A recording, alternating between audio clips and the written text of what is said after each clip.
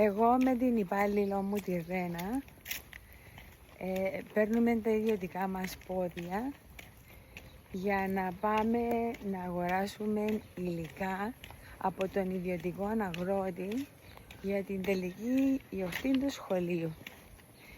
Η Ρένα που είναι υπάλληλος μου θα είναι και η σοφέρ και δεν θα κάτσω πίσω διότι θέλω να την ελέγχω ότι οδηγά καλά και βάλει σωστά τις ταχύτητες, παρόλο που το αυτοκίνητο της δεν είναι με ταχύτητες αλλά είναι αυτόματο. Τώρα είμαι με το σοφέρ μου μέσα στο αυτοκίνητο και πάμε με το ιδιωτικό αυτοκίνητο, το οποίο είναι, τι αυτοκίνητο είναι Ρένα?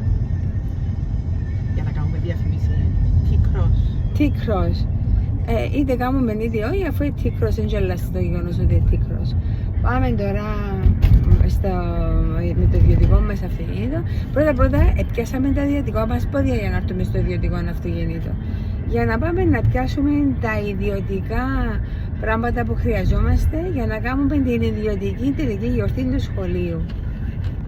Ο σοφέρ με έφερε στον ιδιωτικό αγρότη για να αγοράσουμε τα ιδιωτικά μας υλικά.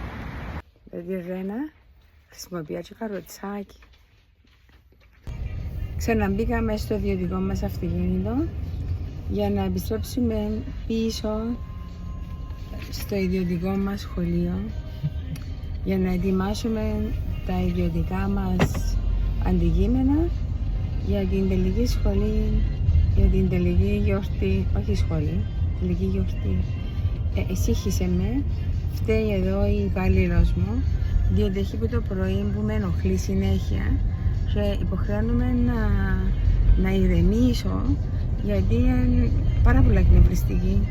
Τέλος πάντων, αλλά επειδή οδηγά και θέλω να της αποσπάσω την προσοχή, παρόλο που είναι αυτόματο το αυτοκίνητο της, δυσκολεύεται.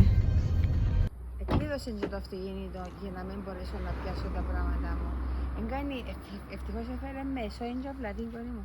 Δηλαδή μιλούμε έτσι ιδιωτικό σοφέρ, τι να σας πω. Φτάσαμε πίσω στη δουλειά για να αρχίσουμε τα ιδιωτικά μας τα πράγματα. Τέλος πάντων, ρε Ρενάτη, τέλος πάντων.